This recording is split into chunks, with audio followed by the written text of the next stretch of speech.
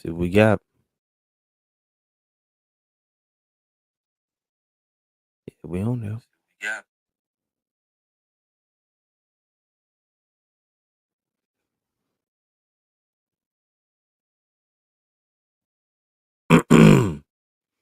All right, we're gonna be getting right into it, y'all.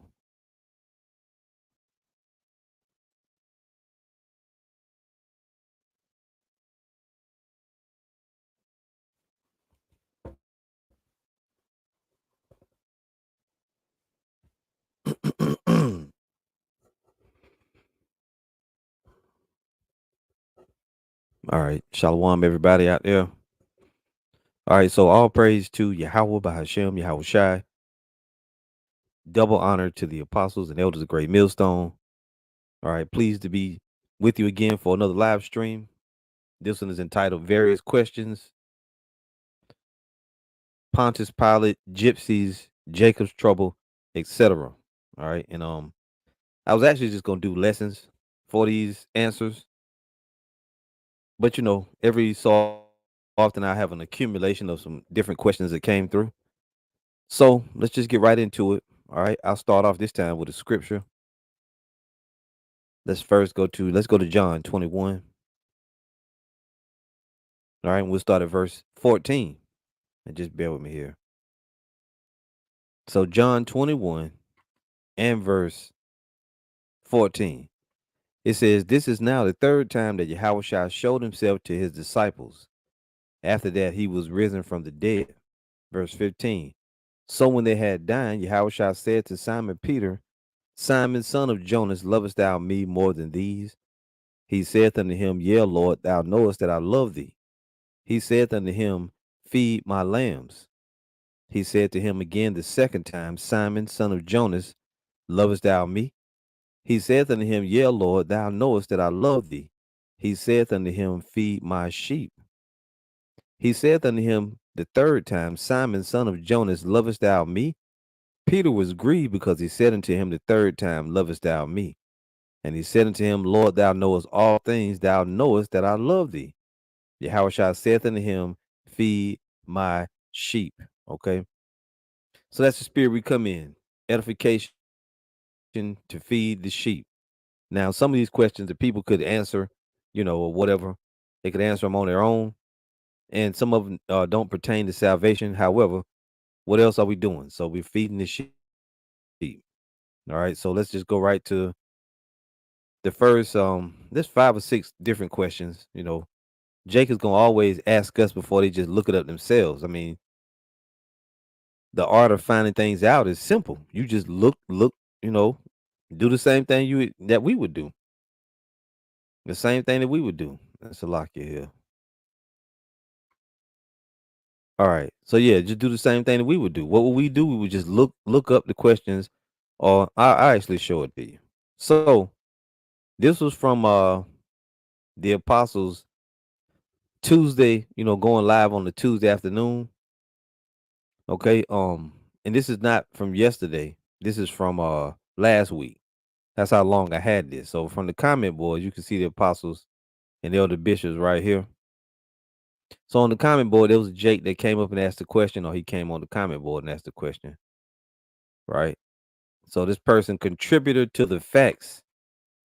He said it is crazy that you mentioned Romania. I met Northern Kingdom. I guess he meant to say I met a Northern Kingdom brother that was stationed out there. He said there's nothing but gypsies out there. Are gypsies Israelites? Now, at the end of the day, we don't have a damn chart telling us what these different people are, whether they Israelites or not. But what do we know? That the Israelites were scattered among all nations. So on a whole, and before I even answer that, I actually show you some, a little bit of what you could do. So this is brother Tazamah, Shalom Tazamah, soldier of Yahweh, Yahweh Shah, Matthew 7:7, asking it shall be given you, seeking ye shall find, knock and it shall be open unto you. Yeah, and one of the operative parts in that is seek and ye shall find. All you had to do, Jake, was go to, let's drop this momentarily. And I mean, that's all that we're gonna do. We're gonna just go and we're gonna look it up. So first to find out, you would say, well, what the hell is a gypsy? right? What is a gypsy? So you just go to Google and you look up what is a gypsy, right? And you go through the entries. Now it says here gypsy definition for vocabulary.com. Definitions of gypsy: noun, a member of a people with dark skin and hair who speak Romani or who traditionally live by seasonal work and fortune telling. They are believed to have originated in northern India, but now are living on all continents, but mostly in Europe, North Africa, and North America. So from that short thing that you read right there, it sounds like people with dark skin, probably like the East Indians. They could be Elamites. Uh, they could be of an Aboriginal descent. We don't know. The safest thing to say is that there could be Israelites among them, because as the scriptures say, Israelites are scattered among all people. We do know that. Let's read a little bit more on that. If a brother can put up Deuteronomy 28:64, that'd be greatly appreciated. So you can go on through it a little more here. It says here, if you Wikipedia, Romani people are an ethnic group of Indo-Aryan origin who traditionally lived a nomadic, itinerant lifestyle. And if you want to look more into it, you can. Really not worth all that. It doesn't have anything to do with salvation whatsoever. I mean, it's neat that you're gonna have Israelites among all nations, but Jake is just thinking up stuff to ask. I mean, just because the people are dark doesn't mean they're Israelites. But then again, on the other hand, just because people are light doesn't mean that they're not. So it says, what makes a person a gypsy? A gypsy is a member of a race of people who travel from place to place, usually in caravans, rather than living in one place. And like I said, the safest thing to say is that, yeah, there are Israelites among them. I'm sure of that because the scriptures say so. Can we get Deuteronomy 20? Okay, a brother got it. So let's read that. This is now Deuteronomy 28:64.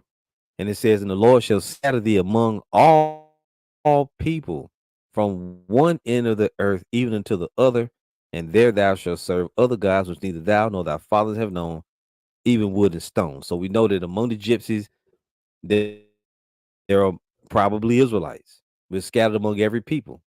How can we safely say that we believe that there are Israelites among the gypsies? Well, number one, the scriptures say so. And then number two, what would happen? Only thing that need to happen is a Jake man see a gypsy woman and then sleep with a woman. And then, they have a child. And then that child is the seed of whatever the father is, right? So then you could easily have Israelites that are gypsies, right? We ain't going to spend a lot of time on it. I mean, it ain't really worth all that. Just want to answer the question, but Jake, you just got to be a little more diligent and just look it up yourself. You could have did the same thing we're doing now.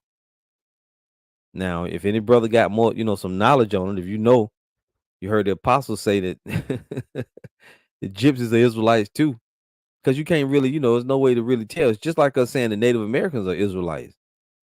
We don't know for sure. Like every Native American is not an Israelite. Every so-called person you perceive as a Negro is not an Israelite. That's just the bottom line. So here from Collins Dictionary, it says a gypsy is a member of a race of people who travel from place to place, usually in caravans, rather than living in one place. It's the same definition. It says some gypsies object to this name and prefer to be called Romani. I guess that's how you pronounce it. Now I don't know if that's how you would say it. There's not a whole lot that you have to do tons of research. Jake likes the microwave shit. Well, I just asked GMS instead of looking it up yourself. So here it says a member of the Romani people, the Romani language. Three, a person held to resemble the Romani, especially in physical characteristics or in a traditionally ascribed freedom or inclination to move from place to place. And by, due to their location, I would say they probably on the whole are not Israelites, but they're probably East Indian, Elamites, or it could even be Edomites, for all we know. There's just no way to really know that. Only way you're gonna know is from through the spirit if a man is an Israelite or a woman is an Israelite, right? Can we please get somebody doggone it. What did I just do? Okay. And I actually can look it up myself, and I'm gonna read some of these scriptures brothers got on the comment board. Got good stuff. Hold on here.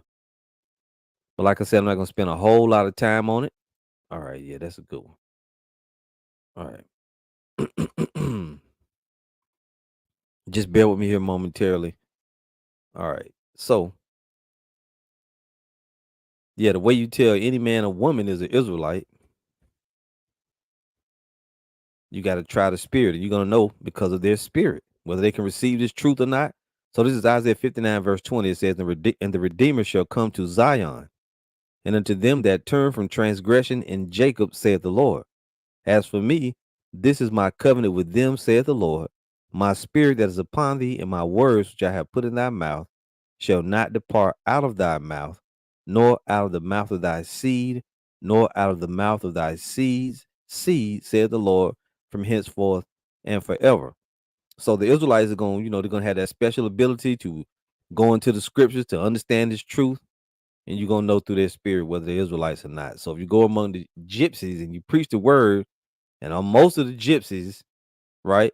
Most of the doggone gypsies walk away, and then a couple stay around, they listen, and they say, you know what?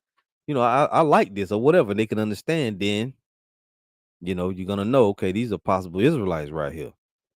And as soon as and like this person right here, again, we don't do Q&As. If you got a question, there's thousands of videos on the channel you could ask anytime. How to disprove Yahweh Shai is not Archangel Michael? Are there more archangels? Come on, man. Get with it, Jake. I mean, if you know the scriptures well enough, you should be able to prove it. Salvation of the elect, Isaiah 11 and 11. And it shall come to pass in that day that the Lord shall set his hand again the second time to recover the remnant of his people, which shall be left from Assyria. We left people behind in the Syrian captivity.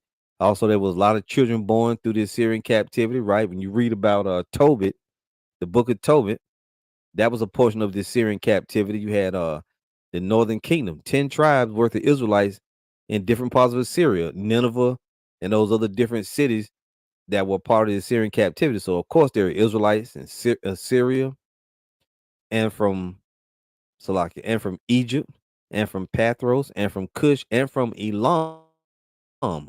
Right? So what did it say? It said northern India, right? Among them, and you also got the Pashtuns and the different, just a bunch of different groups of people among these different nations that could possibly be Israelites, right? You got the untouchables. I remember hearing, I don't know if that's a part of the East Indians or part of the I think the untouchables may be part of the East Indians, right? But you got Israelites among every people, every people. So some of those from Elam could be gypsies or whatever, right? From Elam and from Shinar, from Hamath, and from the islands of the sea. And he shall set up an ensign for the nations, and shall assemble the outcasts of Israel. What are outcasts? Those that are cast out of the land. These dumb black only Israelites say that the outcasts of Israel, and it says, and gather together the dispersed of Judah from the four corners of the earth. Now they think that means only Judah was dispersed to the four corners of the earth. That's stupid. Outcasts are also dispersed to the four corners of the earth. We just read Deuteronomy 28:64, and it says all Israel is scattered among every nation. You got to learn how to read it all together. It's in the same sentence. Outcasts of Israel and gather together the dispersed of Judah from the four corners of the earth. So you got Israelites scattered among those island nations, and we always talk about it: the Tongans, the Fijians, the Hawaiians, the Samoans, the Filipinos. You got Israelites everywhere. I believe there's a portion of Filipinos called Negritos. I believe something like that. They're gonna be Israelite, but see, Jake is still stuck on that black. You just black.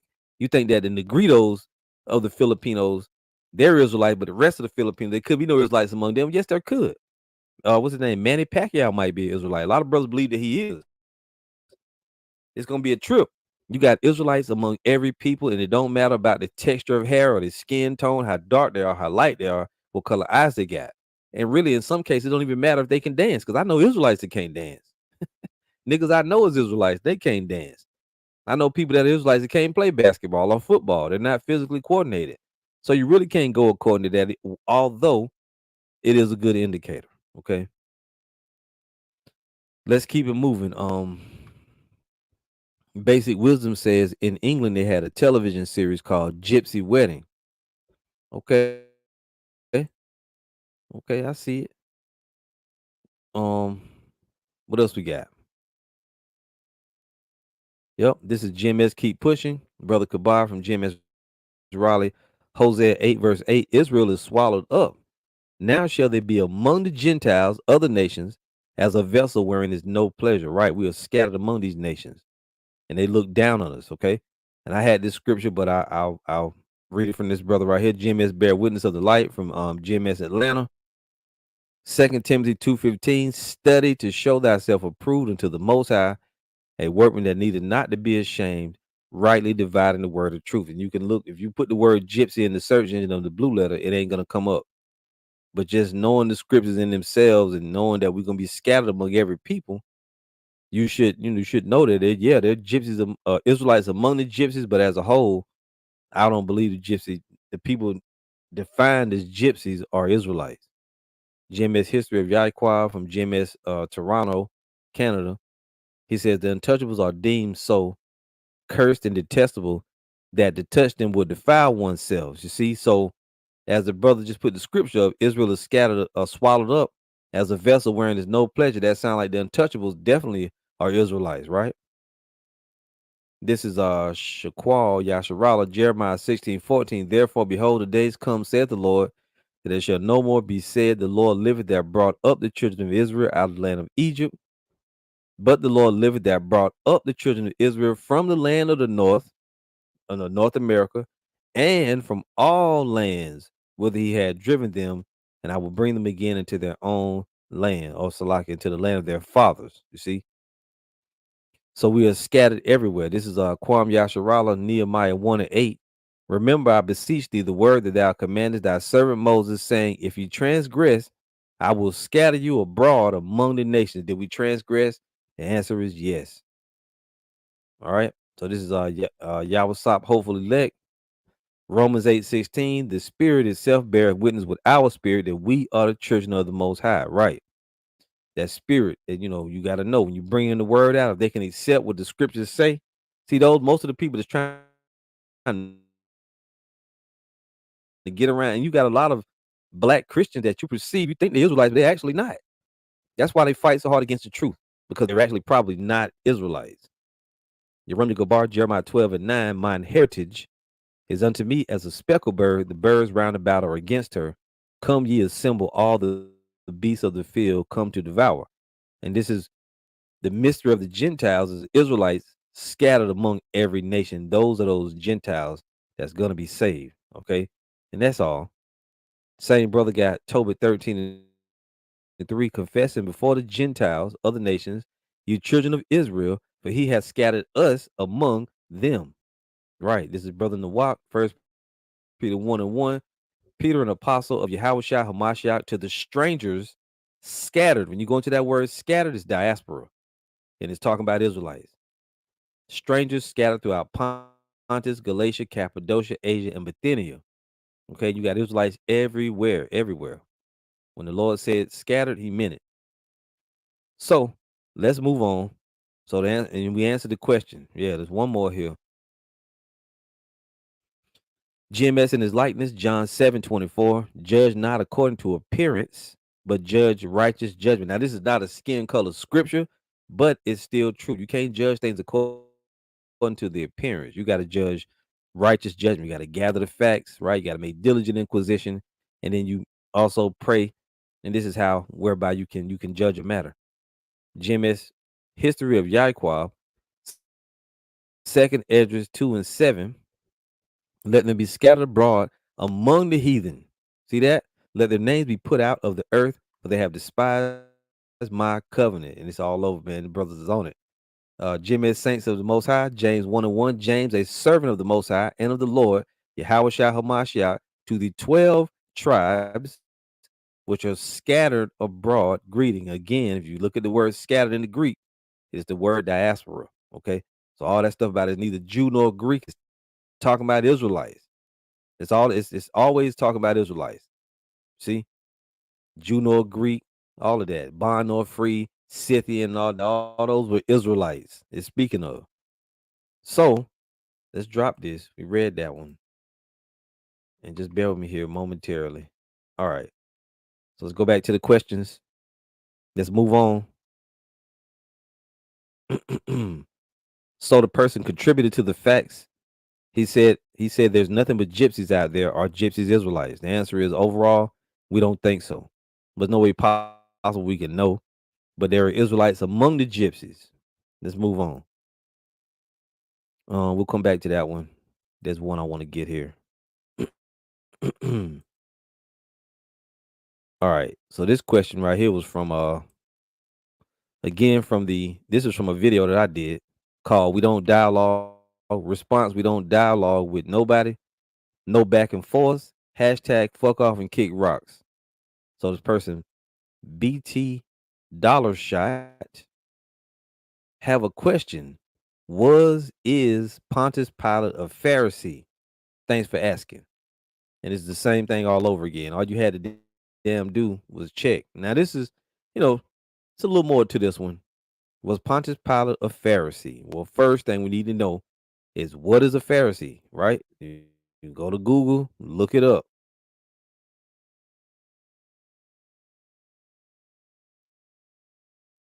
Here it is. So I looked it up, which I know what it is, but still, for the sake of this, what is a Pharisee in the Bible?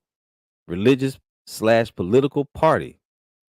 The Pharisees were a religious political party in New Testament times. They were a Jewish group, which Jewish is, of course, they're going to say that, but they were a group of Jews that flourished in the late Second Temple period. The Pharisees originated around 150 BC from a group of scribes and sages who hearkened back to the days of the prophet Ezra and the Great Assembly. They frequently clashed with Yahushua Hamashiach over his interpretation of the law. Pharisees believed in resurrection and in following legal traditions that are ascribed not to the Bible but to the tradition of the fathers. And there's more you can get from it. There's so many definitions, so many things you can look up. Here, who are the Pharisees in the Bible? The Pharisees are an enigmatic group. But as we read the Bible, it's important to remember that these people weren't the power hungry villains church tradition has often made them out to be, which, as the apostles constantly tell us and other people that, y'all the scribes, y'all the Pharisees, well, all the Pharisees were not evil. They wasn't all wicked. You had wicked scribes and Pharisees, then you had righteous scribes and Pharisees. For example, the scribe, often you saw scribes alongside the prophets. For example, you had Jeremiah, then you had who was this scribe? Baruch. You see, this is why dumb people like Geno Jennings thinks that the writings of Paul wasn't Paul writing because it said that this other guy wrote something down. But it was the words of Paul. Paul had a scribe, different prophets had scribes. You had this one guy that said that, he tried to justify himself being an out of order ass nigga, just walking alone, not doing the work, not doing videos, but every so often when he feel like he said the prophets went solo dolo. You a lying ass nigga. You don't know no better. You don't understand nothing. A lot of the prophets had scribes with them. Sure, at times you had the prophets alone, but you also had scribes along with them. And as for Pharisees, this brother got a good definition. Jim as humble servant Aharon, Pharisee, noun, member of an ancient sect of Jews, I'll say, distinguished by strict observance, but regarded as pretentious and self-righteous, at least by Yahweh Shai. They were stuck on the law. And you see that now. Right? Let's go. Let's look at more of this here. Um, yeah, who were the Pharisees? Pharisees were you see it's a Jewish group. I'm gonna say a group of Jews from the tribe of Judah or from the kingdom of Judah that interpreted the law strictly and separated themselves from impurity. So the question was Pontius Pilate one of these? And the answer would be no. How do we know that? Well, let's go to the scriptures. The scriptures don't describe Pontius Pilate as a Pharisee. Just hold on here. I just went to the scriptures and looked him up, and I just trying to keep it, short. And I ain't want to go into nothing real long. There's a bunch of history on Pontius Pilate you can read in your own time if you feel so inclined. I don't give a damn. Myself. So let's go to Matthew 27 right here. We'll start at 1. It says, when the morning was come, all the chief priests and elders of the people took counsel against Yahushua to put him to death. And when they had bound him, they led him away and delivered him to Pontius Pilate, the governor. Now, you can look it up in the blue letter or however you choose to do. But the same way you see us just look up stuff, Jake, just look shit up. So this is the Greek, the word for governor. This is it right here. Will it play? Strong's G 2232, hegemon, hegemon. Right. And it looks like the English word hegemon. They say hegemon, governor, governor, ruler, prince, a leader of any kind, a guide, ruler, prefect, president, chief, general, commander, sovereign, a legatus Caesaris, I guess, an officer administering a province in the name and with the authority of the Roman emperor, the governor of a province. See that? So, and you can look more into it if you want to. Here it says a leader, a chief person of a province, governor, prince, ruler. So you can go further than that and find out what a province is. Oftentimes, with the, like with the Romans, or when any empire or ruler, whenever they take over a nation, whenever they take over a nation, they have they may colonize a place and they say this is a province or whatever. Yeah, Jay Myers, what you talking about, man? They are from Judah. Yeah, okay. You couldn't wait to put that up, you know. Anyway, the brothers got with it. You know, the moderators got him. All right. Yeah, but that don't just because you see the word Jew don't mean they're from the tribe of Judah. They could be from the tribe of Benjamin or Levi and still be considered Jews. See that? You don't know no better. Because you have the southern kingdom of Judah, right? So the Jews are not just from the tribe of Judah, also from Benjamin and Levi, because they were from the kingdom of Judah. There you go. Keep going. So we read that. And you can do more, you know, looking everybody pretty much know what a governor is. All right, so this is Luke 3 and 1. It says, now in the 15th year of the reign of Tiberius Caesar, Pontius Pilate being governor of Judea.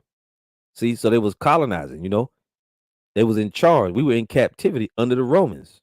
Okay, we was in captivity under the Romans, and as they had the governor was their head man that was over Judea. It says, and Herod being tetrarch of Galilee, and his brother Philip tetrarch of Iturea and the region of Trachonitis, and Lysanias the tetrarch of Abilene. So as you would do when you rule an area, you set up different men, leaders, and different kind of rulers over certain areas, right? Just like today, you got what do you got? You got your mayor, your governors, you got your I don't know, your senators, you know, just different type of people that got them different jobs. It's the same shit. Same thing. And what are we? The Jews and the Israelites, right? Under their authority. Under their authority. We in captivity. But as far as we know, it just mentions Pontius Pilate as a governor of Judea. It don't say he was no Pharisee. A Pharisee was something that was confined strictly to the Israelites. As far as we know, Pontius Pilate was an Edomite. He was a Roman. So here it says, Jim Saints of the Most High, Pontius Pilatus was the fifth governor of the Roman province of Judea, serving under Emperor Tiberius from 2627 to 3637, which is AD, which lines up with what we just read. Did we just not read that? Yeah. Again, Luke 3 and 1. Now in the 13th year of the reign of Tiberius Caesar, Pontius Pilate being governor of Judea, and Herod the tetrarch being tetrarch of Galilee. See, that's just so there it is. So you can find the different places and things about Pontius Pilate in the scriptures. He was the one that I guess you would say had Yahushua on trial. Let's see here. Let's see if we can read a little more. It says, verse 2, Annas and Caiaphas being the high priest, the word of the Most High came unto John, the son of Zacharias, in the wilderness. Yeah, I mean, it ain't a whole lot to it. But you can go into those stories, to the story about let's see here. What evil?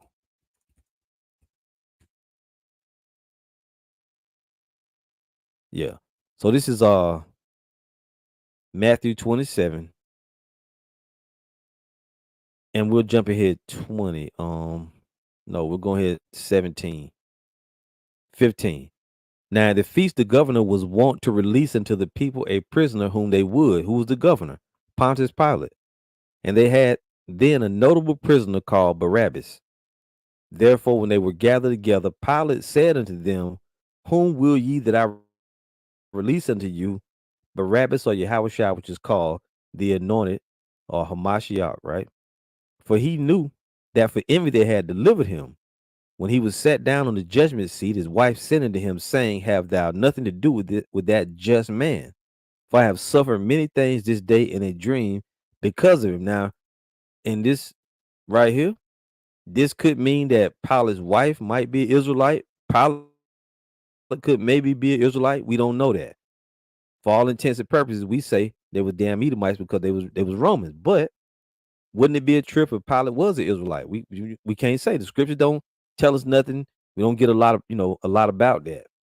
It says, but the chief priests and elders persuaded the multitude that they should ask Barabbas and destroy Yahushua. The governor answered and said unto them, whether of the twain will ye that I release unto you? They said, Barabbas. Pilate saith unto them, what shall I do then with Yahushua, which is called Hamashiach? They all said to him, let him be crucified. And the governor said, why? What evil hath he done? But they cried out the more, saying, let him be crucified. When Pilate saw that he could nothing prevail, but that rather a tumult was made, he took water and washed his hands before the multitude, saying, I am innocent of the blood of this just person. See ye to it. He said, hey, it ain't on me, it's on y'all. This man ain't did nothing wrong. He said, it's on y'all. Then answered all the people and said, his blood be on us and on our children. Then released he Barabbas unto them. And when he had scourged Yahushua, he delivered him to be crucified. Now that's just me saying it. I don't think Pontius Pilate was an Israelite. You know, the Most High can make anybody have a dream. He can make any nation of people. So it don't mean they was Israelite just because his wife had a dream. Okay, the Most High made heathens have dreams. He made them have visions. The king was a Nebuchadnezzar. Whoever saw the statue of gold or the image of gold, brass, the arms and feet and all of that. So I'm sure there's a way you probably could go back in the history books and find out who Pontius Pilate family line go back to. He probably go back to, he probably was an Edomite. This brother here, GMS History of Yahweh, according to Britannica, Pilate was a Roman equestrian, a knight of the Samnite clan of the Ponti. Hence his name was Pontius. A Samnite is a member of the ancient warlike tribes inhabiting the mountainous center of southern Italy. There you go. The water, brother. And for all you brothers, for the scripts and the info you putting up, the water. But see, the same way the brothers are looking stuff up and finding things out, that's what you got to do, Jake. You asking us. We got to stop. We doing go, well, this brother want to know is Pontius Pilate, was he a Pharisee? Which we learn when people ask us stuff, we do learn because we have to go and do research ourselves and whatnot. But still, some of this stuff, eh, if we don't do it, who gonna do it, right? So, for all intents and purposes, no, Pontius Pilate was not a Pharisee. That's this person asked. Have a question, was Pontius Pilate a Pharisee? Thanks for answering. All right. So no, he was not a Pharisee. Okay. And not all the Pharisees were wicked, by the way, because I believe I think Apostle Paul was a Pharisee, right? Didn't he say a Pharisee of the Pharisees? Okay, so we got some other questions here. First I'll show you this comment somebody made. You get this from time to time, right? So this is from a video that I did on the apostles. Somebody asked a question on the apostles live stream. I think it was something about sin. I can't even remember what it was. But I did a video on it. This person Charkin Drayates, IKYFL. I don't know what that means. I'm killing you. I don't know. On the floor laughing some shit. We born into sin. You ain't have no choice. A person called Very Scary Content. He says, listen to this shit. Sin is justification for God to kill. Without evil, Without Satan, God gets no glory. And I guess even right here, so God or good was bored and made evil. Now these are the results. Congrats. You see, that's a scoffing, mocking type of comment. You know what I mean? Like saying the Most High, he had to, you know, I don't know. Some of these people are just assholes. The Most High would still get glory because he made all everything. Okay, okay, okay. That's what it means. IKYLF. I know you fucking lying. Okay, wow. So let's read. Maybe we'll get something different out of it. Then this person said, "I know you fucking lying. We born into sin. You ain't have no choice." Okay. Well, I said that you born in this sinful flesh, but at the same time, you know, it is what it is. So the person was saying, people love to try to scoff and they mock the Lord and they say shit like that. Why did the Most High make us in the first place? That's messed up. He's sitting up in heaven laughing and I'm struggling with these goddamn cigarettes. Whatever, man. If your mind is stuck on, trying to, be mad at the Lord because you having a rough day, it's some stupid shit. But you got, just to show it, you have a lot of unbelievers out there, people with a lot of nasty, attitude towards the Lord. And that's good that you have that because these different various videos that we do, it brings different, types of people and attitudes and opinions and spirits out. And that's good. That's the Lord doing that. You see, the same way he did with the affiliate thing. Yeah, a lot of people got revealed, right?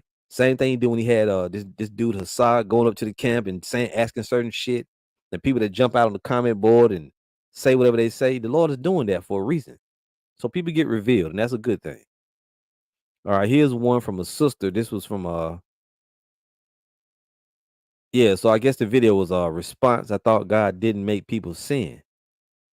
That's exactly what it is. The video that I did. Now this person DNIC 333 APTTMH. We know what they trying to say. For putting it on your spirit for this edification. A lot of what you're bringing out in this message is what I've been going back and forth with my mom about. She's not in the truth and thinks I'm going off. LOL. I'm grown. I don't live with her, but any words of wisdom of how to speak to her without being disrespectful, because that's the first card she pulls every time, but it's obviously okay for her to go in on me. So this is dealing with an unbelieving relative, like your mother, your dad, somebody who you love, right? And they talk shit because that happens with a lot of us. Our families don't believe the truth, and they talk shit against the truth. It was something I said in the video. I can't remember exactly what I was saying. I was saying, pretty much that this truth ain't for everybody. It's for the elect. So if you have mother, your dad, your mom, your dad, people that you admire greatly, you love them, you don't want to be disrespectful, then you don't have to say nothing back just because they going in on you. She says here, I think it's a she. A lot of what you're bringing out in this message is what I've been going through. What I've been going back and forth with my mom about. She's not in the truth and thinks I'm going off. Yeah, well, you're gonna have that because these black people, so-called black people that's been raised in America in them Christian households, they crazy, man. They still think you could, they are, their minds are gone. Their minds are rotted on plantation Christianity. So when you try to keep the truth, well, when you come into the truth, you keep the law to the best of your ability, they're gonna scoff at it. They're gonna think you strange. I think that it's strange that people that say that they believe in the Bible, right? When you try to do what's in it, they think you strange. That shows you how fucked up their brains are. So really, the best thing you can do is just take the high road. You got to get to the point where you don't even bring it up anymore. People will try to, what's the word? They will try to provoke you to get into these biblical conversations just so they can scoff, they can mock, and they can unbelieve. You just got to shut down on them. No longer being an open book around your relatives. That way you can keep the peace. You see? Because when these calamities start to break forth, then these niggas gonna want to ask you questions. At the end of the day. So hey, just do the best you can do, and you ain't gotta necessarily even get into it. Don't go back and forth with your parents. You did what you could do. They want to see no more. They want to see some videos. Give them links to videos. Let them watch. Take the burden off of yourself and put it with the men where it is. Right?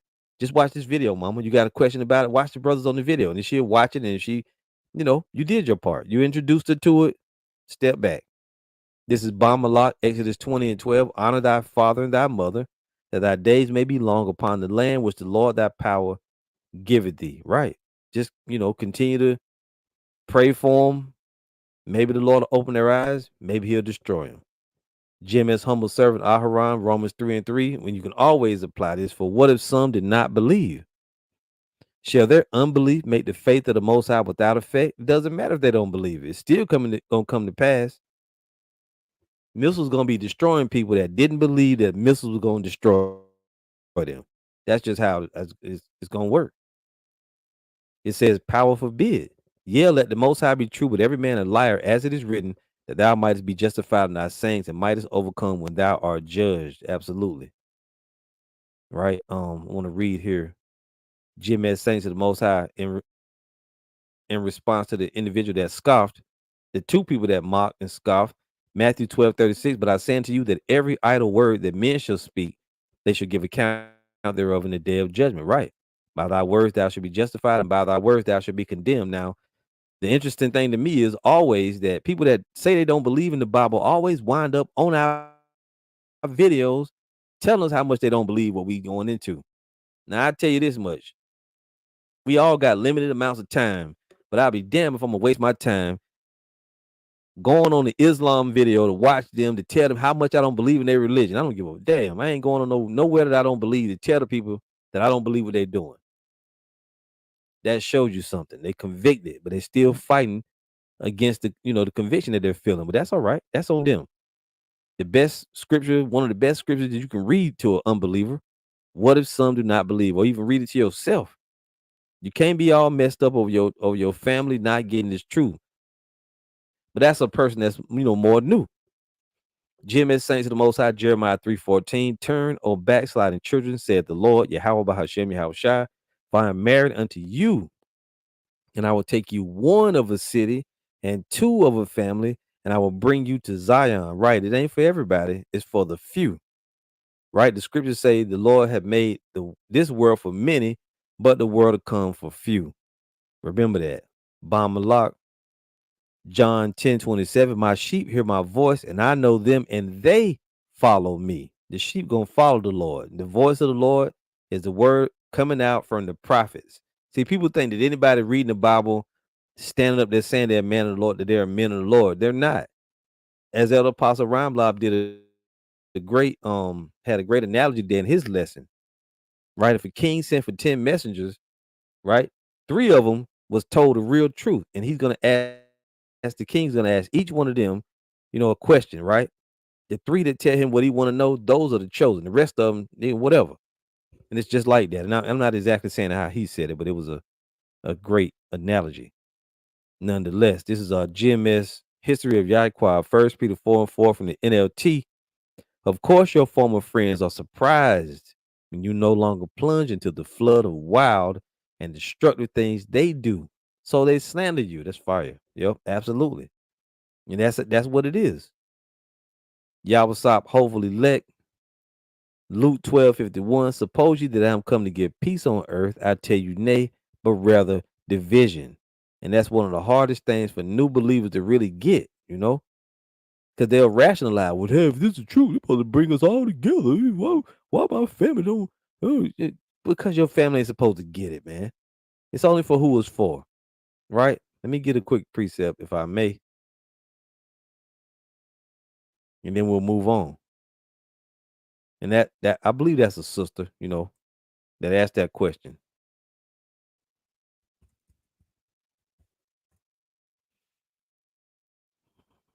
So this is now, all right. So this is now going to be Matthew 10 and 35. I start at 34. It says, think not that I am come to send peace on earth. I came not to send peace, but a sword. For I am come to set a man at variance against his father, and the daughter against her mother, and the daughter-in-law against her mother-in-law. And a man's foes shall be they of his own household. See, it's going to be division. He that loveth father or mother more than me is not worthy of me, and he that loveth son or daughter more than me is not worthy of me.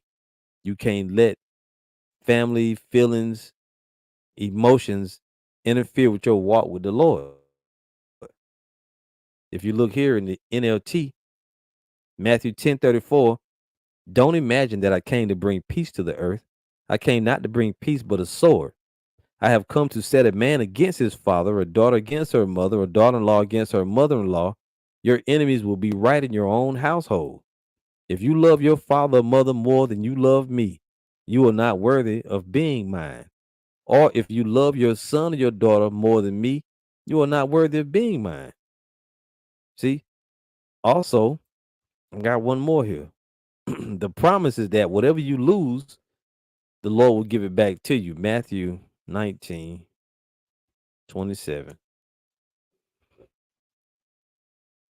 And it says, the disciples' reward. Then answered Peter and said unto him, behold, we have forsaken all and followed thee. What should we have therefore? And Yahushua said unto them, verily, verily, I say unto you, that ye which have followed me in the regeneration, when the Son of Man shall sit in the throne of his glory, ye also shall sit upon 12 thrones, judging the 12 tribes of Israel. And everyone that have forsaken houses, or brethren, or sisters, or father, or mother, or wife, or children, or lands, for my name's sake, shall receive 100-fold and shall inherit everlasting life. You see there? So to those that forsake houses, brethren, your sister, your father, your mother, your wife, or your child, the Lord said you're going to get it back. You're going to get all that back, because they may not make it, but you may make it. They may get destroyed, but don't worry. There's a plan that's in place, and it's got to play out the way the Lord wrote it. This is Isaiah Allah, Idaho. Hebrews 4:2. For unto us was the gospel preached, as well as unto them. But the word did not profit them, not being mixed with faith in them that heard it. Absolutely. Fire. Fire. GMS humble servant Aharon, second Edges 15:3. Fear not the imaginations against thee. Let not the incredulity, which the word incredulity means unbelief, let not the incredulity of them trouble thee that speak against thee, for all the unfaithful shall die in their unfaithfulness. That's it. So you can't be worried about those who don't believe. And I mean, I know it's easier said than done, but you get tougher. Build your tolerance up. Jim S. in his likeness, Acts 5:29. I pray that your tolerance be built up. Then Peter and the other apostles answered and said, we ought to obey the Most High rather than men. Same brother. 2 Corinthians 4:3. But if our gospel be hid, it is hid to them that are lost. You know what? Maybe Nana, maybe Pop, maybe your mama, your daddy, maybe the reason they can't get it is because they're lost. You see? In whom the God of this world have blinded the minds of them which believe not. Lest the light of the glorious gospel, who is the Salakia, lest the light of the glorious gospel of the anointed, who is the image of the Most High, should shine unto them. And as you know, when Yahushua taught in the parables, he said what? He said that he didn't want them to get it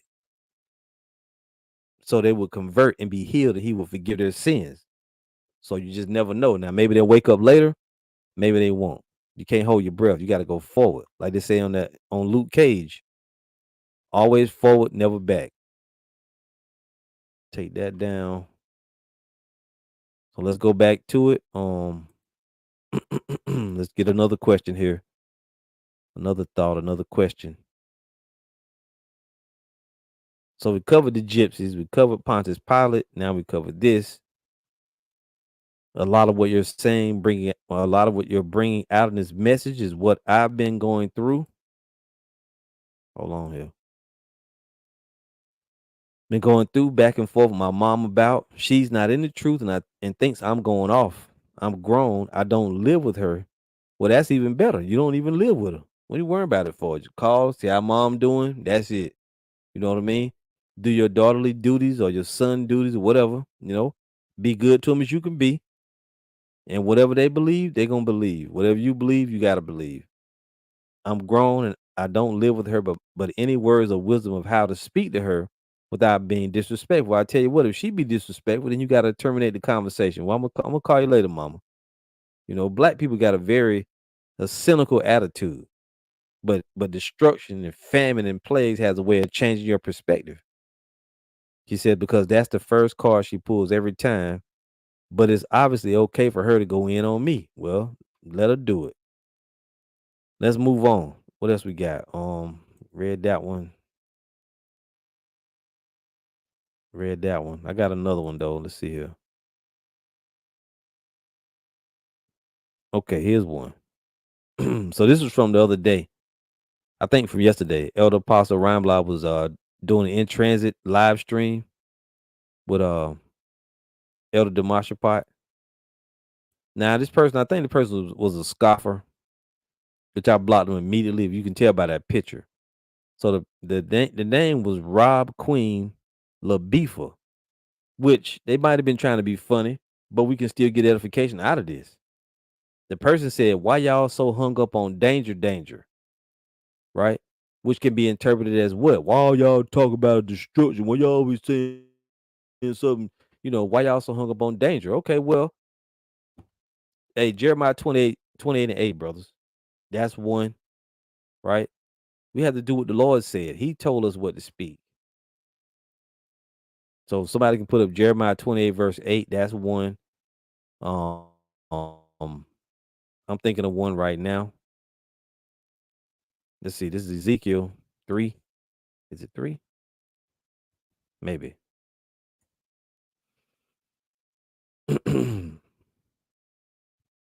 Nope. Ezekiel 2.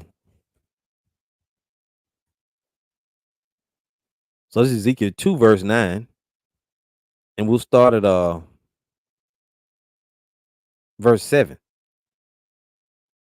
Yeah, well, we'll start at 6. It says, "And thou, son of man, be not afraid of them, neither be afraid of their words, though briars and thorns be with thee, and thou dost dwell among scorpions. Be not afraid of their words, nor be dismayed at their looks, though they be a rebellious house." The Most High told Ezekiel to do what? "And thou shalt speak my words unto them, whether they will hear or whether they will forbear, for they are most rebellious. But thou, son of man, hear what I say unto thee. Be not thou rebellious like that rebellious house. Open thy mouth and eat that I give thee." And this is symbolic for digest the book, read the Bible. "And when I looked, behold, an hand was sent unto me, and lo, a roll of a book was therein. And he spread it before me, and it was written within and without, and there were written therein lamentations and mourning and woe." If we go to the NLT for that, you know what I should have done? Let's actually go back. And let's just get these several different versions here. Ezekiel 2 and 10, NLT, which he unrolled, and when I saw that both sides were covered with funeral songs, words of sorrow, and pronouncements of doom. That's why, because that's what's in the book. And we're supposed to read what's in the book. The NIV says on both sides, it were written words of lament and mourning and woe. But I like this NLT better. "And I saw that both sides were covered with funeral songs, words of sorrow, and pronouncements of doom." See, let's go to Acts 20, 26, and 20, is it? No, Acts 20.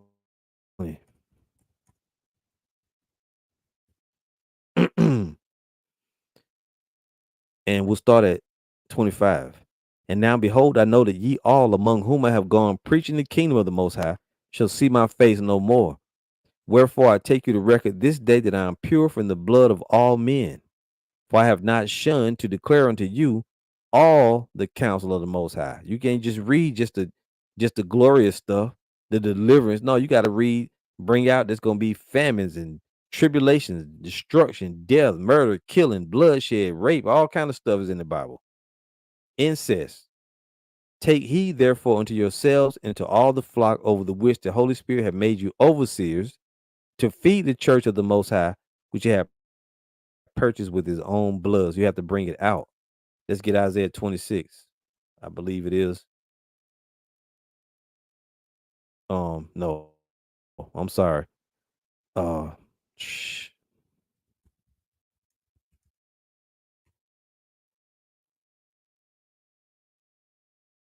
this is, yeah, Jeremiah 26 and 2. Thus said the Lord, stand in the court of the Lord's house, and speak unto all the cities of Judah, which come to worship in the Lord's house, all the words that I command thee to speak unto them, diminish not a word. You can't leave nothing out. You got to bring it all out, whether it's bad, evil, horrible, right? Funeral songs, pronouncements of doom. You got to bring all that out. You can't leave nothing out. You gotta bring everything that the Lord says. So this is why.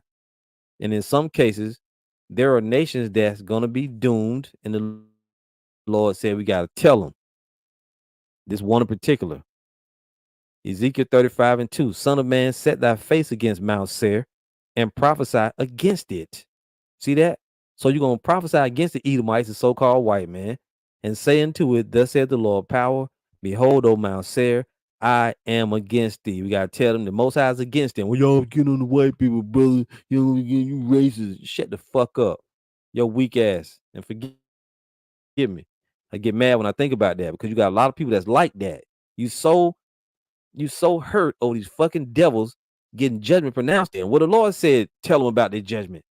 It's right there in the scriptures. You're supposed to tell these devils about their judgment that's coming. You can't be a prophet without doing that. Behold, O Mount Seir, I am against thee, and I will stretch out my hand against thee, and I will make thee most desolate. You tell the most I'm gonna fuck them up.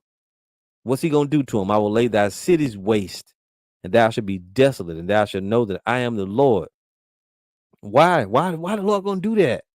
Because thou hast had a perpetual hatred and has shed the blood of the children of Israel by the force of the sword in the time of their calamity and the time that their iniquity had an end. So guess what? A lot of people are hurt over that. What's the chick name, man? Sonia Massey getting shot in the face. Well, number one, that happened to her because why? Because of our own iniquity. But number two, that dude gonna get it back. All the Edomites, they're gonna get worse.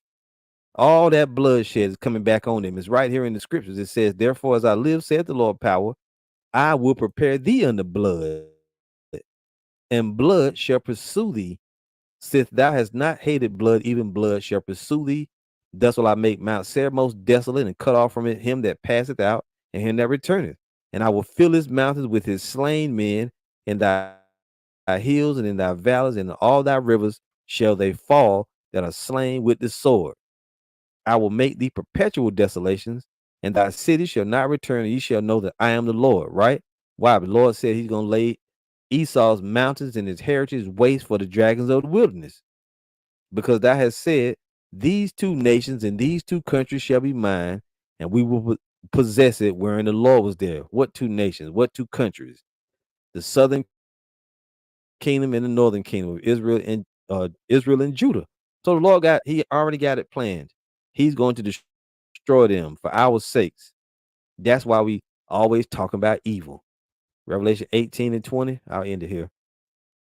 It says, what? Rejoice over her, thou heaven, and ye holy apostles and prophets.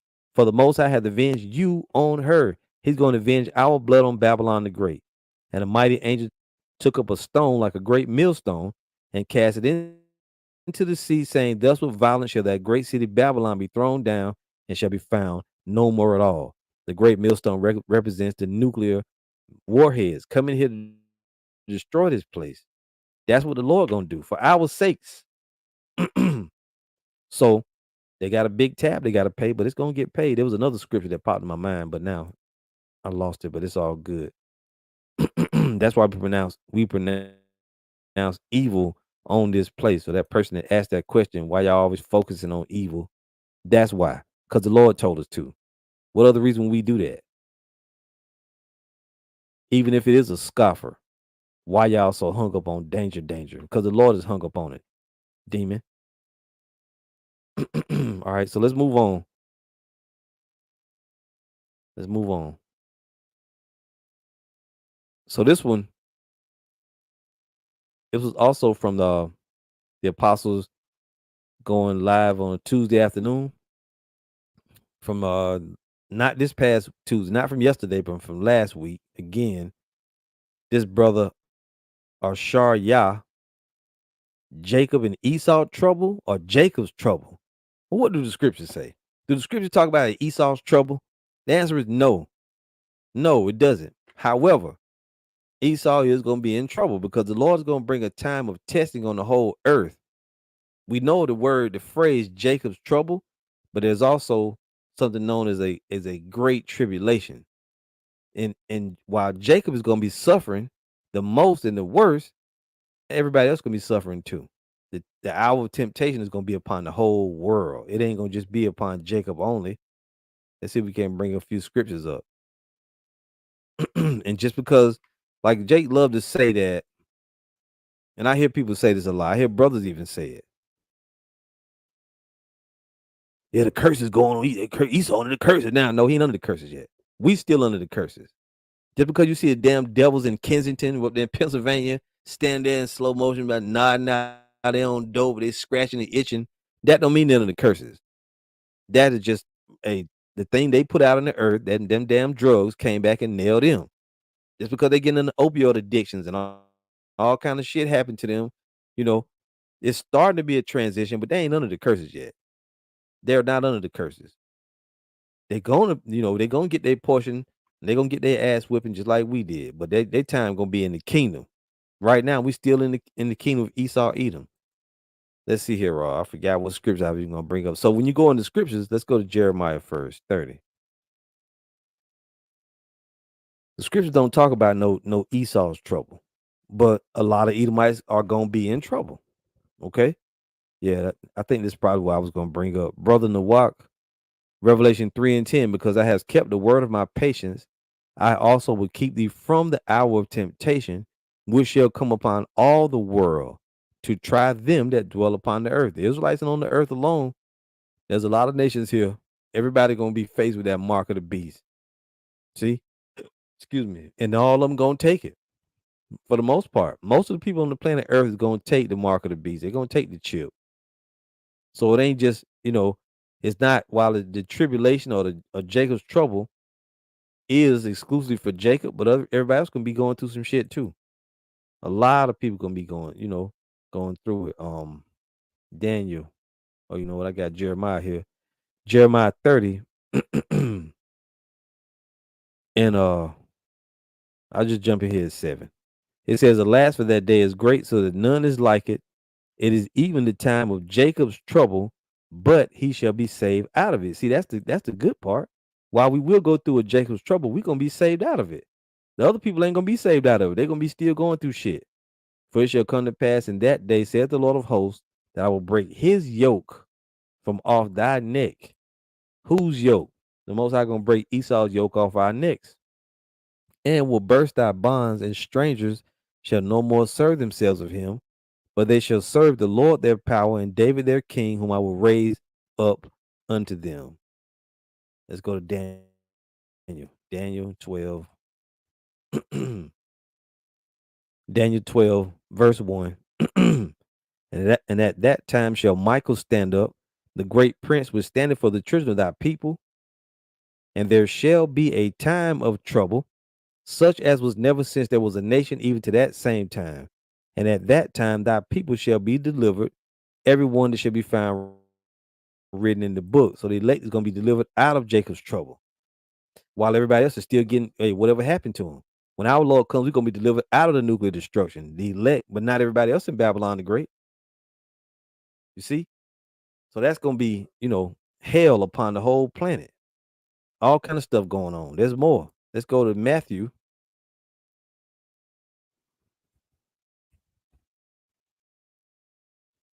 I think it's 21. Matthew 24 and 21.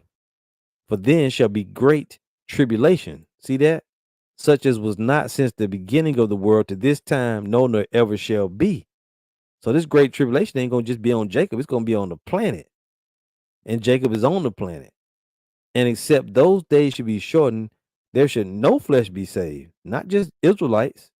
No flesh would be saved. The Lord didn't shorten the days, but for the elect's sake, those days shall be shortened.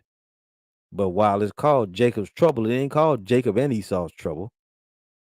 But people gonna be going through it. People that say they believe in the Bible, even if they're not Israelites, they may be getting their damn heads chopped off. See, the Lord gonna bring this calamity upon the earth.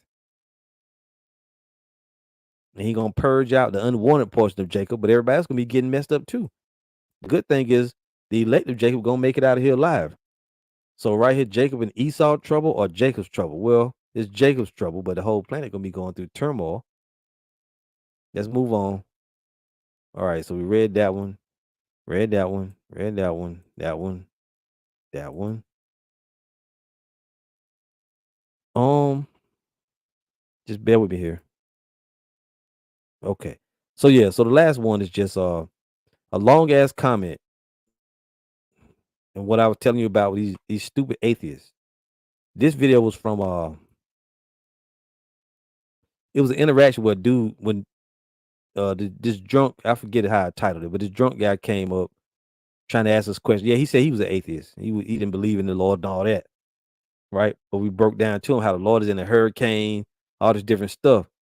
Anyway, this person, Theo Skeptomai. Let's read. Hello, I am an atheist.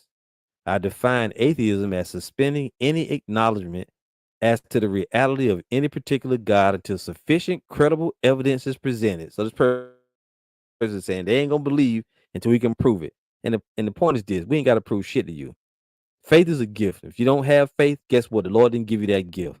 But I will keep reading though. My position is that I currently have no good reason to acknowledge the reality of any God. And here is why I currently hold to such a position. Look at this bullshit. Below are 10 facts I must consider when evaluating the claim made by certain theists that a particular God exists in reality. To be clear, these are not premises for any argument which concludes there to be no gods. These are simply facts I must take into account when evaluating the verity of such a claim. If any of the following facts were to be contravened at a later time by evidence, experience, or sound argument, I would then have good reason to acknowledge such a reality. Here's the 10 reasons. I personally have never observed a God. Number 2, I have never encountered any person who has claimed to have observed a God. Number 3, I know of no accounts of persons claiming to have observed a God that were willing or able to demonstrate or verify their observation for authenticity, accuracy, or validity. This egghead motherfucker. Now I'm sorry, I gotta say it that way. Proud, uppity. But my thing is, why are you on those who believe in the Most High's comment board with all of this? Why not just live? Why not just live your life? Why you coming around us asking us this shit? It's because you about to get fucking destroyed.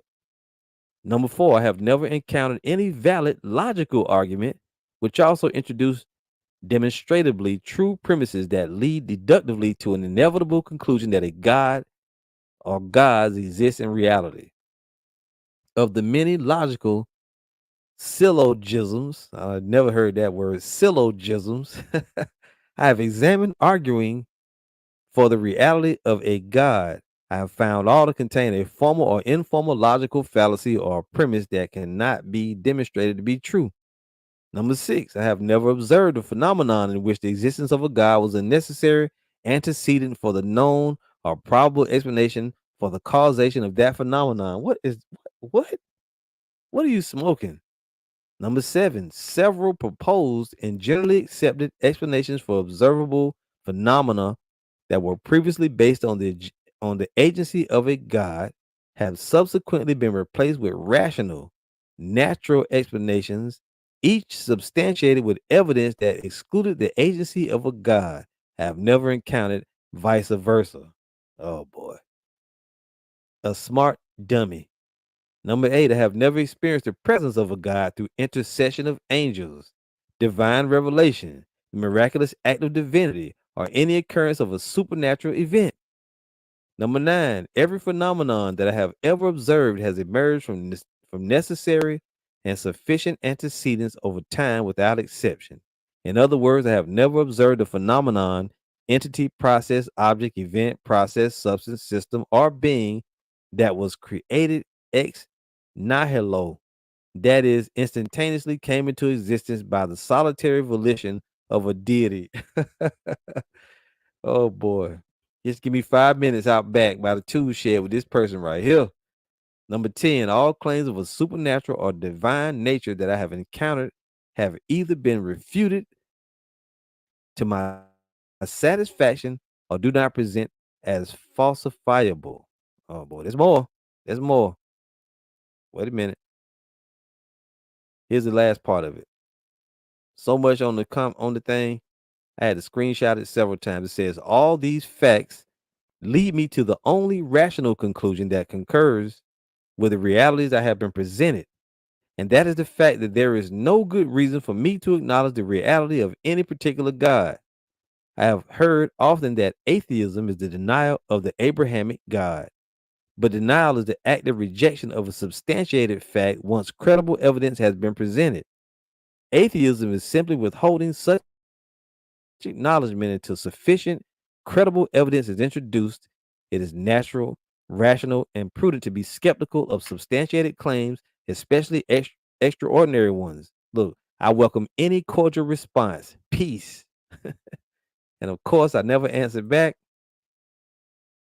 I blocked the person. I mean, I had this comment for a while. It's just cluttering up my damn phone. I'm gonna get rid of it now that I read it to you. If any brother want to do a lesson on it though, I got it still. Okay. And I may even publish it over on WhatsApp, so that brothers will have it. Anyway, yeah, a person like that, man, the most high be like, you know what? I wanted you to believe me, but never mind. You too damn wordy. Yeah, the person like to use big words, they like to hear himself talk. He sounds like a person on a mission to use big words. That's all. And you took your time to put that whole thing together on the comment of people who believe in the Lord, and you say you don't. Why in the fuck would I ever waste my time? Go on somebody's comment board and watch the video and then put all that up just so the person would never come back to me because I ain't respond to that shit. I just figured I'd share it with y'all. So you can see it. There's a lot of bug outs out there. This person is literally probably at any of our jobs, standing there, speaking, saying good morning to you every day, and this is inside their brain. You don't want to know nobody like that. Bugged out. Karab Yasharala. Hebrews 11:1. Now faith is the substance of things hoped for, the evidence of things not seen. Right. The Lord ain't gonna show you everything. He don't have to. He's the Almighty. He just exists. He just is. And plus, on top of that, you can see proof that He's alive all around you. All around you. Wherever you look at, there's existence or proof that a God exists. How the hell you think that seasons come without change at the same time, right? I mean, as soon as if you've been across the United States, or I don't know how it is in other countries because I've never been out of the United States, but in the United States, if you drive through 5 different states, I BS you not. When you cross the border, let's say if you're in Texas and you drive across the border of Texas, you go into Oklahoma, immediately when you cross the border, immediately the landscape changes. I've noticed that. It goes from because Texas is green, it's also, it's got a lot of lakes, rivers, different stuff. But when you go to Oklahoma, that shit is kind of barren. When you go into New Mexico, that shit is kind of barren. Then you get Arizona, it's kind of barren. The landscape changes. And while Arizona, New Mexico, they both are barren. The mountains in New Mexico look way different than the mountains in Arizona. The mountains in Arizona look almost like piles of sand. In New Mexico, the mountains, you got them red rock mountains. It's just different, man. It's way different. That's just the Lord with all his varieties, different plants, flowers, trees, grass, fruit. We still discovering different fruit, different berries, different, everything. That's because the Lord likes variety. And he too deep. He too deep for a low level atheist with big words. Basic wisdom, Proverbs 2:6. For the Lord giveth wisdom, out of his mouth cometh knowledge and understanding. He layeth up sound wisdom for the righteous. He is a buckler to them that walk uprightly. That's right. And now I gotta go. I'm gonna have to go to Job 38 on this person ass. Yep. Person, I'm worn out just listening. Sheesh. Salvation of the elect. Job 11:7 from the NLT. Can you solve the mysteries of the Most High? Can you discover everything about the Almighty? The answer is no. Same brother. Verse 8. Such knowledge is higher than the heavens. And who are you? It is deeper than the underworld. What do you know? And people like they can figure the Lord. You can't figure the Lord out, man. Let me show you something. Let me show you something. Let's go over here. So you get proud people like that. The Most High, man, shit, you don't want none of this heat. And I'm probably gonna read this. Let's see. Let's go to Job. Maybe I'll read this from the NLT. Let me just check and see where I want to start at. Yeah, I'm gonna read this from the NLT. I never read this from the NLT, but I'm sure it's gonna be monumental. So this is Job 38. It says the Lord challenges Job. Job 38, verse 1. It says, then the Lord answered Job from the whirlwind. Who is this that questions my wisdom with such ignorant words? Brace yourself like a man because I have some questions for you. You must answer them. Where were you when I laid the foundations of the earth? Tell me if you know so much. Who determined its dimensions and stretched out the surveying line? What supports its foundations and who laid its cornerstone? As the morning stars sang together and all the angels shouted for joy. Who kept the sea inside its boundaries as it burst forth from the womb? So like as it burst from the womb. And as I clothed it with clouds and wrapped it in thick darkness, for I locked it behind barred gates, limiting its shores. I said, this far and no farther will you come. Here your proud waves must stop. Have you ever commanded the morning to appear and caused the dawn to rise in the east?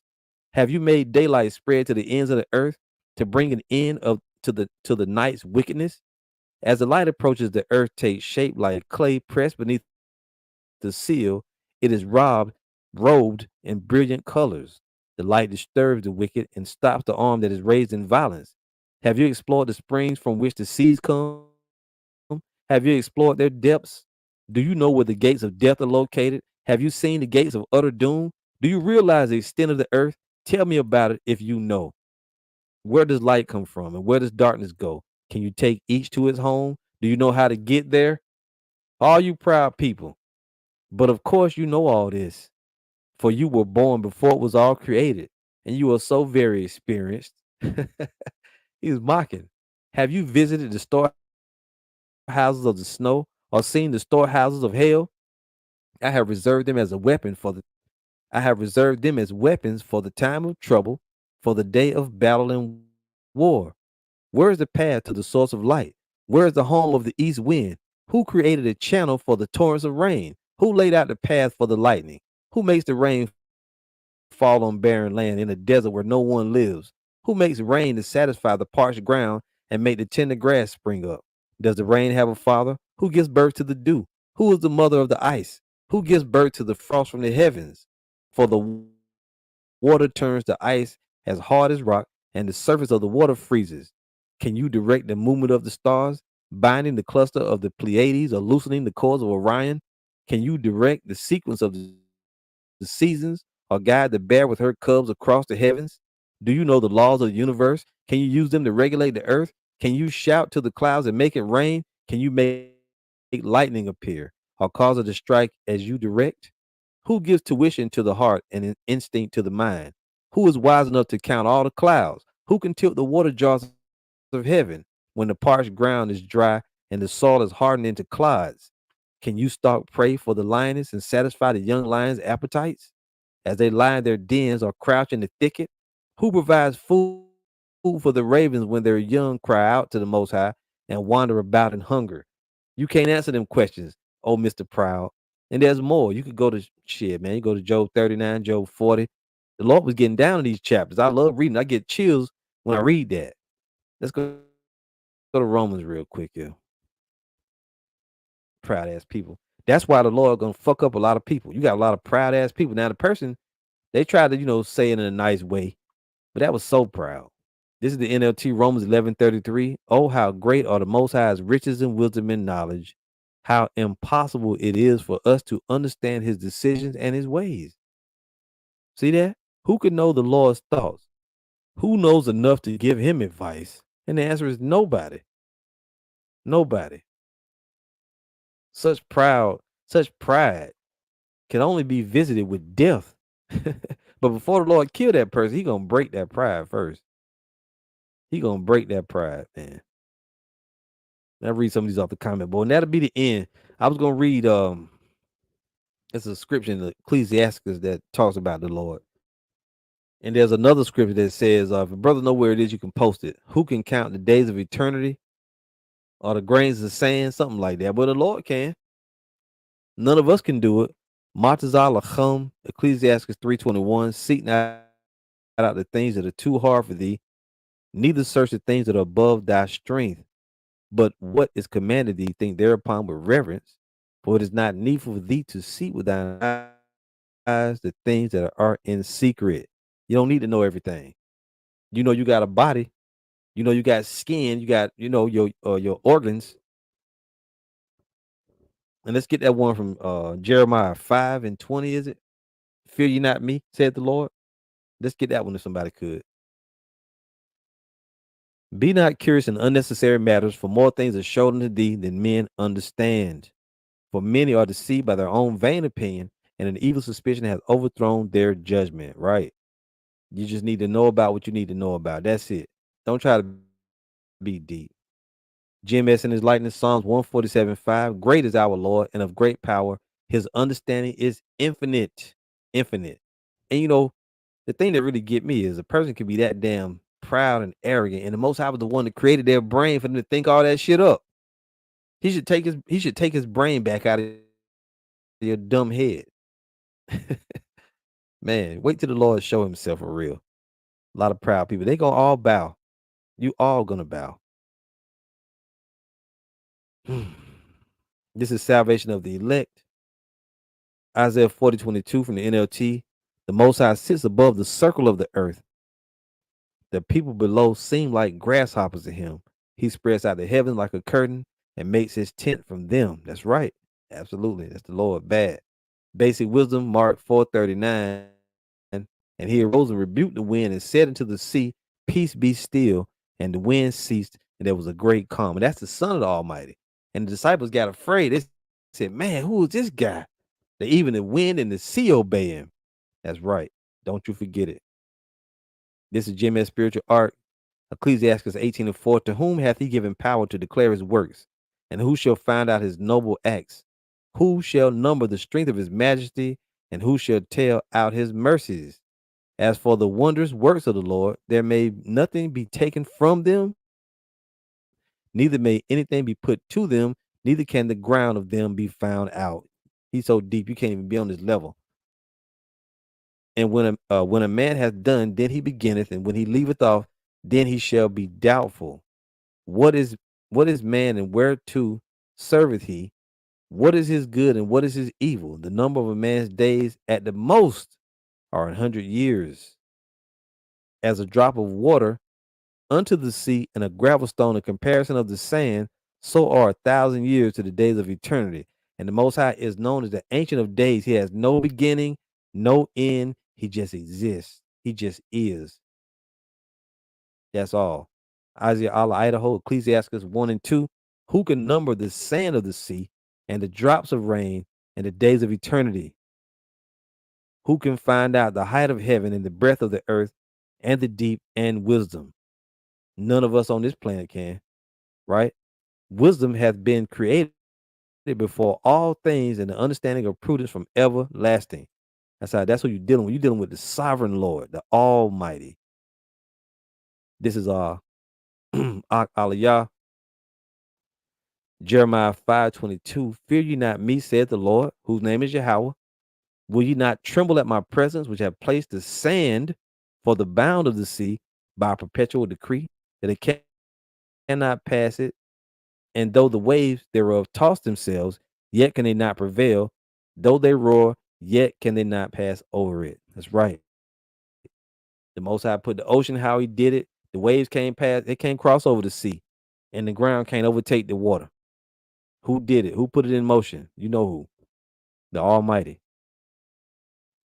So we can just keep going on in that fashion, but we can stop right there. That's a good stopping place. All right, brothers got great scriptures. Jim S. in his likeness, Matthew 10:30. But the very hairs of your head are all numbered, and you don't know the number of them. You don't know the number of them, but he does. Let's start at 29. Are not two sparrows sold for a farthing, and one of them shall not fall on the ground without your Father, but the very hairs of your head are all numbered. Fire, fire. And all these scriptures these brothers got, they're all fire. Killing it. Y'all was killing it. But that's how we get. When you talk about the Lord, we get mad. But that's him channeling his anger through us. This is Israel without end. Ecclesiastes 37:25. The days of the life of man may be numbered, but the days of Israel are innumerable. Y'all we talk about the Israelites. The Lord only love Israel. You love everybody. Shut up before you pass out. The Lord only loved Jacob. And you're gonna find that out when you see how great the Lord gonna bless us and give us all things. You're gonna be hurt. You're gonna hurt. You're gonna be hurt when you see our glory in the kingdom. Anyway, that's it, brothers and sisters. Thank everybody for joining. I enjoyed it. This has been various questions: Pontius Pilate, Gypsies, Jacob's trouble, etc. All right, and yeah, that's it. All right, so we will see you again soon with another lesson, Lord willing. All right, we're gonna say all praise to Yahweh, Bahashem, Yahweh Shai. Double honor to the apostles and elders of the great millstone. Shalom to the hopefully elect.